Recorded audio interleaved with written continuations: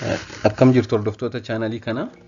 Mee arrammoo waa'ee ka'umsa mallattoowwan akkaataatti ittisanii fi wantoota maatiin waa'ee dhibee garaa kaasaa daa'imman ilaalchisee beekuu qaban irratti barnoota gabaabaan isinii qabadhee jira. Hanga dhumaatti na hordofaa.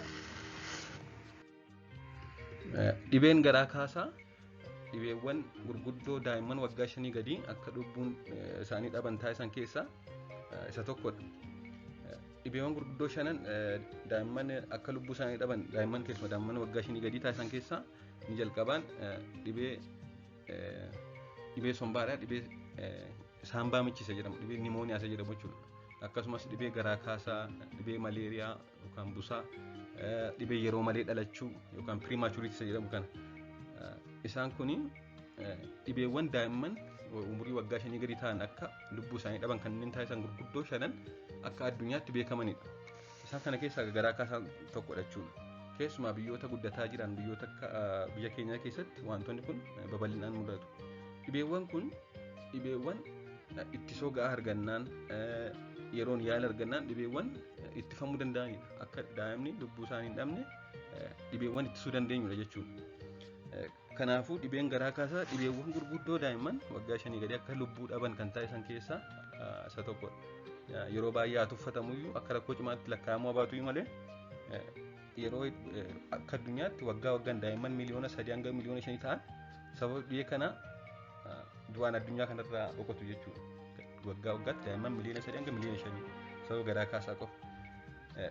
Wanti kun sirriitti jalqabuma kaasee ittifamnaan yaala ga'aa argannaan daa'imman hedduu akka lubbuun dhabne taasisuun akka danda'amu agarsiisa.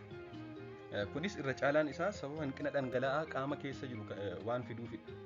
Garaa kaasaan inni guddaan kan inni daa'imman lubbuu akka dhaban taasisu dhukkuba sanatu hin ta'in sababa garaa kaasaa sana dhangala'aa qaama isaanii keessaa ba'u. Ammaa waan bobbaan isaanii ba'uuf bobbaan ba'us immoo qallaa waan ta'eef dhangala'aa hedduu fudhatee ba'a qaama isaanii keessaa. Akkasumas immoo hin haqqisu, yeroo akkasanis dhangala'aa baasu, akkasumas yeroo kana immoo hin dhugan fedhii bishaan dhuguu yookaan bakka buusuu hin dhabu waan ta'eef garaa kaasaan kan inni daa'imman miidhu sababa dhangala'aan qaama isaanii keessaa fixuufidha. Inni guddaan kanneen biroos akka jiranitti ta'e jechuudha. Dhibeen garaa kaasaa kan mul'atu irra caalaan ijoolleen umuriin isaanii waggaa 5 gadii kan ta'an birattidha. Haa ta'u malee waggaa 5 keessaayyuu waggaa 5 gadii keessaayyuu keessumattuu daa'imman ji'a 6 hanga waggaa 1 irratti hedduminaan ni mul'ata. Daa'imman waggaa 5 gaditti hedduminaan mul'ata. Keessumattuu immoo daa'imman ji'a 6 umurii ji'a 6 hanga waggaa 1 gidduu jiranitti hedduminaan ni mul'ata. Kunis sababa qaba. Sababawwan gurguddoonis inni jalqabaani umuriin kun jechuunis umuriin ji'a 6 hanga waggaa 1tti umuriin kun umurii ijoollee nyaata dabalataa itti jalqabanidha. Daa'imman hanga ji'a 6tti aannan harma haadhaa qofa hodhu. Aannan harma haadhaa immoo yeroo hunda qulqulluu kan ta'e, yeroo hunda ho'aa kan ta'e, kan qopheessuu hin barbaachisne, kan ittisoo farra baakteeriyaa farra vaayirasii ta'e kan qabu, daa'imman akka garaa kaasaa hin godhanne kan taasisuu fi kan carraa daa'imman akka garaa kaasaa godhatu hin taasisnedha. Haa ta'u malee yeroo ji'a 6tti nyaata dabalataa jalqabuu qabu daa'immanii. Yeroo nyaata dabalataa jalqaban kana daa'imman carraa garaa kaasaa qabaachuu ni qabaatu jechuudha. Maaliif nyaanni qophaa'u tariitii qulqullinni isaa kan hin eegamne ta'a, tariitii kan xiqqoo ture ta'a, erga qophaa'e kan xiqqoo ture, akkasumas immoo tariitii kan faalame ta'uu danda'a jechuudha. Kanaafuu umuriin ji'a 6 hanga waggaa 1 umurii daa'imman nyaata dabalataatti jalqaban waan ta'eef garaa kaasaan dhufuu danda'a. Inni lammataan umurii kanatti daa'imman waan hunda qabanii gara afaan isaaniitti geessu. Akkuma beektan daa'imman umurii ji'a 6 booddee erga taa'uu jalqabanii booddee waan naannoo isaaniitti argan gara afaan isaaniitti geessu. Waggaa tokko amma waggaa tokko qofa osoo hin ta'in waggaa 2 waggaa 3 yeroo ga'an waan qaban hunda gara afaanitti geessuu qabu malu daa'imman. Kanaaf waan qulqullina isaanii eegne waan hundumaa gara afaanitti waan eeganiif carraa isaan dhibee garaa kaasaa qabaachuu isaanii ol ka'a jechuudha. Inni gara biroon immoo umurii kanatti ittisoon dhukkuba adda addaa kan haadharraa gara daa'immanitti darbe qaama isaanii keessaa waan dhumaa deemuufidha. Maaliif daa'imman yeroo gara haadhaa keessa gadameessa haadhaa keessaa ba'an ittisoo qaamaa kan immunoglobulin jedhamu haadharraa fudhatanii dhalatu. Immunoglobulin kun immoo ittisoon farra dhukkuba adda addaa kun immoo daa'imman yeroo naannoo ji'a 4 booda ji'a 6 booda qaama isaanii keessa dhumaa deema.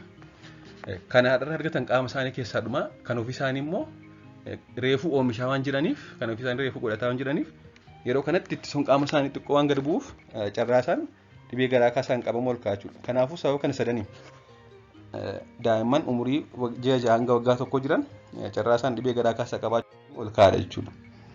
Mallattoowwan dhibee garaa kaasaa beekamaadha. Inni jalqabaan bobbaa qal'aa ammaa baasuudha. Intaan ho'ina qaamaa qabaachuu fiiversiin inni qaama isaanii ol ka'uu hoqqisiisuu yookaan haqqisiisuu jedhamu. Dhukkubbii garaa ciniinnaa qabaachuu fi kan kana fakkaatan. Akkasumas immoo daa'imman yeroo garaa kaasaa qaban fedhii nyaataan godhatan. Daa'imman qofa iyyuu tun ta'in namni kamuu yeroo garaa kaasaa qabu namni gurguddaayyuu fedhii nyaataa ni hir'ata. Ulfaatinni qaama isaanii gad bu'a. Keessumaa garaa kaasaan kun kan ture yoo ta'e persantii aadaa kan jedhamu jira. Yoo garaa kaasaan torbee 2 ol ture ulfaatinni qaama isaanii ni hir'ata. Akkasumas immoo osoo torbee 2 turin guyyaa 2-3 gidduutti amma kan garaa kaasee yoo ta'e dhangala'aan qaama isaanii keessa dhumaa deema. Fedhii nyaataan qabaatanii kanaaf ulfaatinni qaama isaanii gad bu'a. Wantoonni kun egaa wantoonni amma caqasne kun mallattoodha malee ofii isaanii dhibee miti. Maatiin tokko akkamitti yaadu daa'imman yeroo garaa kaasaa qabaatan nyaata didu. Nyaata diduu sun akka dhukkubaatti yaadu. Nyaata diduun sun fedhii nyaataa dhabuun sun dhibee tun ta'in mallattoodha. Garaa kaasaan sun jiraannaan daa'imman fedhii nyaataa dhabu sun mallattoodha malee dhibee miti jechuudha ofiisaa. Yeroo hedduu dhibee garaa kaasaa kan fidan daa'imman biratti vaayireesota. Vaayireesota adda addaatu jira kan garaa kaasaa fidan.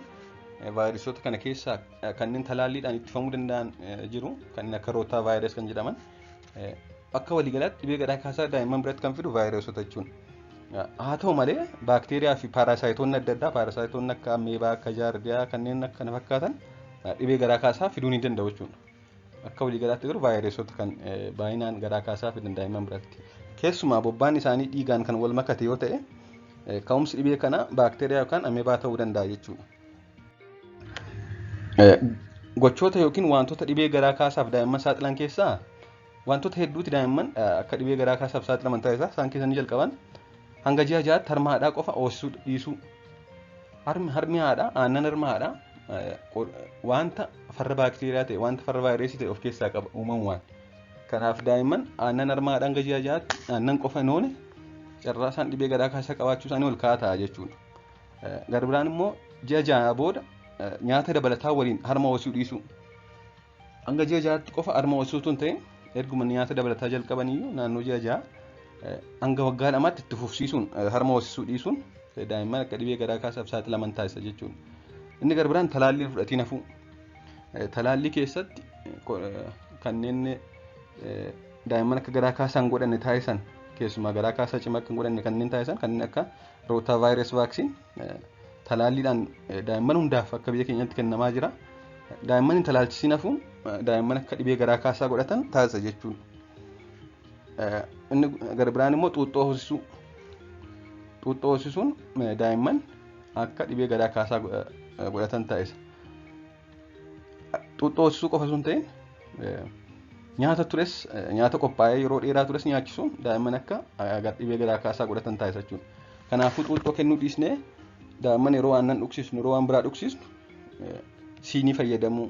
Siinii amma qulqullaa'ee siiniidhaan kennuudha malee xuuxxoo keessa aannan tursiisnee yookaan wanta daa'imman dhugsisnu kanneen akka ajjaasaa ta'uu kanneen akka aannanii waan biroo xuuxxoodhaan kennuurra siiniidhaan yookaan burcuqqoodhaan kennuun gaariidha jechuudha. Nyaata qophaa'ee yeroo dheeraa ture nyaachisuu akkasumas immoo aannan daakuu yookaan foormulaa bulbullee sa'aatii tokko ol erga ture booddee dhugsisuun daa'imman akka dhibee garaa kaasaa godhatan taasisuu mala. Inni gara biraan nyaata daa'immanii qopheessuu fi qabuun dura harka dhiqachuu dhiisuu.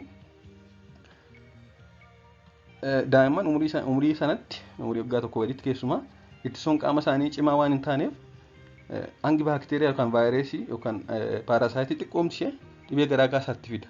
Kanaaf harka sirriitti saamunaadhaan osoo daa'immaniif nyaata hin qopheessiin yookaan immoo osoo daa'imman nyaata afaan hin kaa'iin yookaan nyaachisiin dura harka saamunaadhaan sirriitti dhiqachuu dhiisuun daa'imman akka dhibee garaa kaasaaf saaxilaman taasisa. Inni gara biraan mana fincaanii qulqullinaan fayyadamuu dhabuu. Mana fincaanii sirriitti qulqullinaan fayyadamuun baay'ee barbaachisaadha jechuudha. akkasumas mana fincaanii booda harka dhiqachuun baay'ee murteessaadha. Hanqina yookaan hir'ina nyaataa qabaachuu daa'imman hanqina nyaataa qaban yookaan hir'ina nyaataa qaban yookaan malnaaruush ta'an kanneen jedhaman dhibee adda addaaf saaxilamu. Isaan keessaa tokko garaa kaasaa. Hanqina nyaataa qabaachuun ittisoon qaama akka gad bu'u taasisa jechuudha. Warri daa'imman malnaaruush ta'an hanqina nyaataa qabaatan ittisoon qaama isaanii dandeettiin qaama isaanii dhibee adda addaa ofirraa ittisuu gad bu'aa waan ta'eef amma dhibee saambaa michii yookaan nimooniyaa isa jennu akkasumas dhibee garaa kaasaa fi kanneen biroof saaxilamu. Kanaaf daa'imman akka hanqina nyaataa hin qaban taasisuun barbaachisaadha. Dabalataan immoo dhukkuba akka HIV, TB fi gifira yookaan measles kan jennu yoo qabaatan daa'imman akka dhibee garaa kaasaa qabaatan taasisa. Isaan kun kanneen yeroo hedduu mul'atanidha. Kanneen kana malees wantoonni hedduun akka daa'imman garaa kaasaa qabaatan kanneen taasisan jiru. Dhibeen kun akka mul'ateen hanga ogeessa fayyaa bira geessuutti taa'uu hin qabnu callisnee dhangala'aa qaama keessaa ba'u bakka buusuuf ORS oral rehydration solution yookaan lamlam yookaan immoo ORS isa jedhamu kana bitnee bishaan qulqulluu bulbullee kennuufii qabna. Maaliif barbaachise kuni? Daa'immaniin kan miidhu dhibee garaa kaasaa sana miti. Sababa dhibee garaa kaasaa sanaan kan dhufe hanqina bishaan qaama isaanii keessaa hir'atuunidha. Dhibeen sun rakkoo mataa isaa qabaatu malee inni guddaan kan maatiin beekuu qaban kan daa'imman miidhu dhangala'aa qaama isaanii keessaa ba'u. Amma garaa kaasaa amma haqqisiisu dabalataanis immoo sirriitti bishaan dhuganii sirriitti harma hodhanii kun maal godhaa qaama isaanii keessa dhangala'aan akka hin jirre taasisaa. Iji isaanii keessa sesseenaa fincaanii irrata qaamni isaanii inni irrata jechuudha. Kanaaf hanqina dhangala'aa qaama keessaan dhufuun daa'imman hanga sadarkaa lubbuu isaanii dhabuutti waan ga'aniif akkuma daa'imman mallattoo garaa kaasaa agarsiisanii faarmaasii yookaan kilinika naannoo jiran irraa ORS bitnee bishaan qulqulluudhaan bulbullee dhugsiisuu qabna amma bakka buusuuf. Akka hubachiisaatti daa'imman garaa kaasaa qabuuf dhangala'aa qaama keessaa ba'u bishaan qulqulluu dhugsiisanii bakka buusuun sirrii kan hin taanee fi akkasumas dhibee biraaf kan saaxilu ta'uu dagachuu hin qabnu. ORS sun maal fayyadaa? Wantoota keemikaalota adda addaa akkasumas immoo elementoota adda addaa kanneen qaama isaanii keessaa ba'an bakka buusa. Yeroo garaa kaasaan ba'u sana kan qaama isaanii keessaa ba'u dhangala'aa qofa miti. Elementoonni akka pootaasiyeemii jedhaman, soodiyeemii kanneen kana fakkaatan qaama isaanii keessaa waan ba'aniif waan hir'ataniif bishaan qofa sun ta'in elementoota kanas bakka buusuun barbaachisaadha. Elementoota kana bakka buusuuf immoo maal gochuu qabna? Bishaan qulqulluu sanatti ORS dabaluu qabna jechuudha. Bishaan qulqulluu qofa yoo dhugsiisne elementoonni amma jennee kanneen akka soodiyeemii, pootaasiyeemii kan kana fakkaatan qaama isaanii keessaa hir'achuun dhibee biraa fiduu malu. Kanaafuu ORS yookaan manaa qabaachuu qabna yookaan immoo akkuma dhibee garaa kaasan kun jalqabee nama mana yaalaa geessunutti naannootti faarmaasiitii binnee ORSdhaan bulbullee bishaan dhugsiisuu qabna jechuudha. Akkasumas nyaata ittisuun yookaan dhorkuun garaa kaasaan ni hir'ata yookaan ni bada jedhanii yaaduun dogoggora guddaadha. Maatiin tokko maal godhu? Yeroo daa'imman garaa kaasaa qabaatan yoo nyaata kennuufii dhiise yoo nyaata irraa hir'ise garaa kaasaan kun isaan dhiisa jedhanii yaadu. Haa ta'u malee kun sirrii fi kan sirrii hin taanee fi kan dogoggora ta'edha jechuudha. Tasumayyuu caalmaatti yeroo kana daa'imman hanga torbee lamaatti nyaata dabalataa barbaadu. Jechuun dhibeen garaa kaasaa tokko isaan jalqabee hanga torbee lamaatti erga dhiiseeyyuu hanga torbee lamaatti kan kanaan dura nyaatan caalaa nyaachuu qabu jedhama. Kanaafuu yeroo daa'imman dhibee garaa kaasaa qaban amma sirriitti harma hoosisuu amma nyaata dabalataa kennuu fi kan duraan caalaa nyaachisuudha malee irraa hir'isuun sirrii miti jechuudha. Garaa kaasaan yeroodhaan yaalamuu baannaan wantoota rakkoo adda addaa fida. Inni jalqabaan hanqina dhangala'aa qaama keessaa fiduutti hanga lubbuu dhabsiisuutti deema.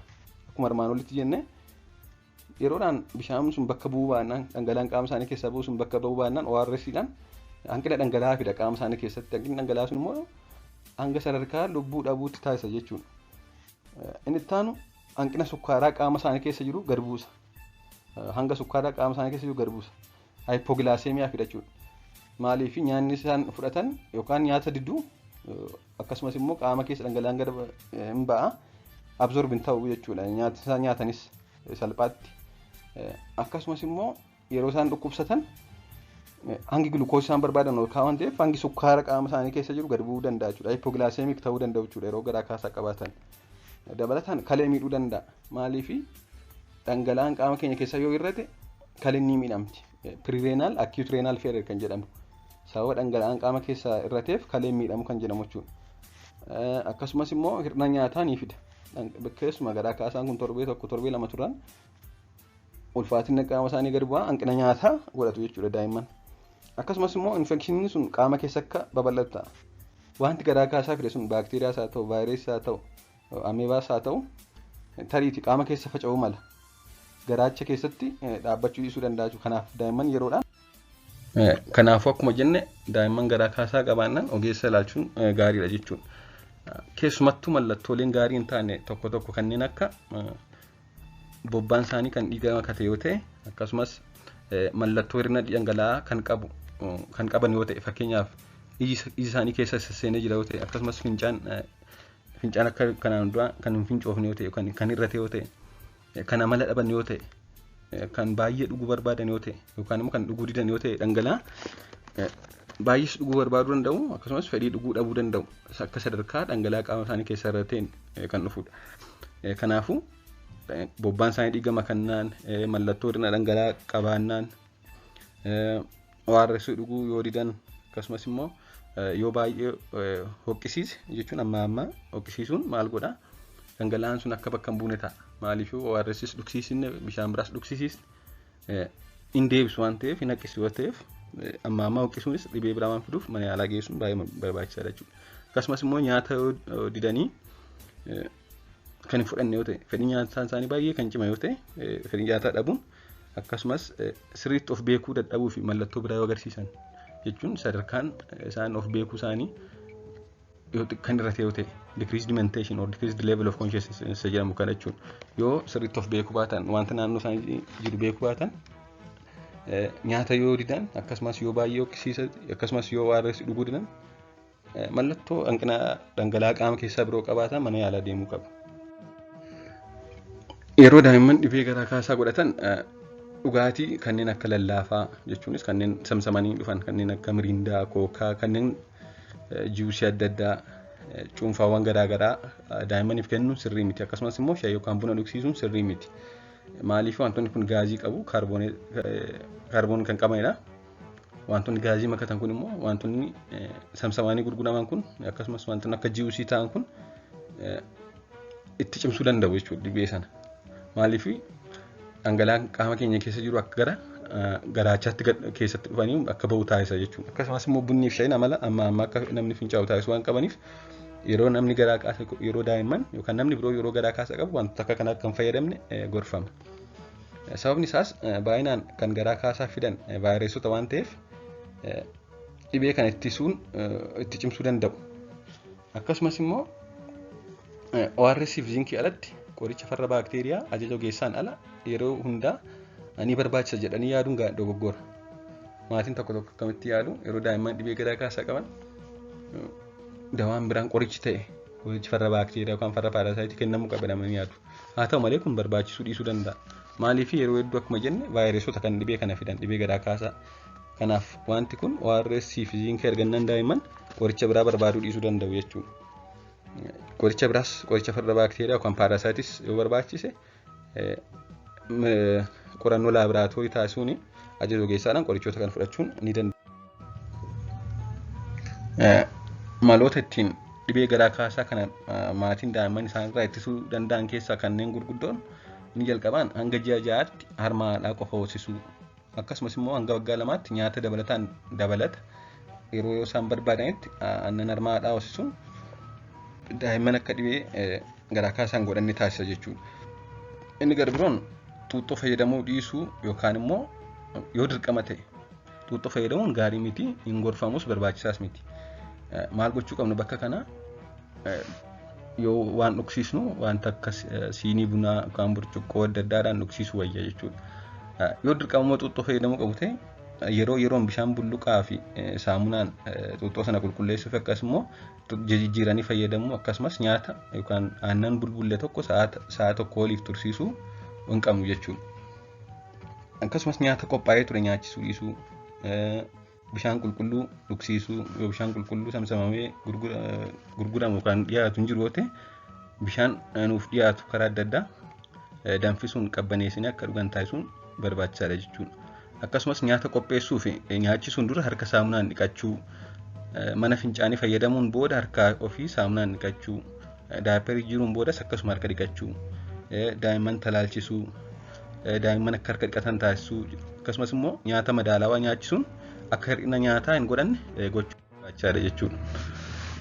Galatooma. Chaanalii kana subscribe taasisuun barnoota ani yeroo yeroon isiniif qopheessu dursa akka argattan ta'an jedha. Galatooma.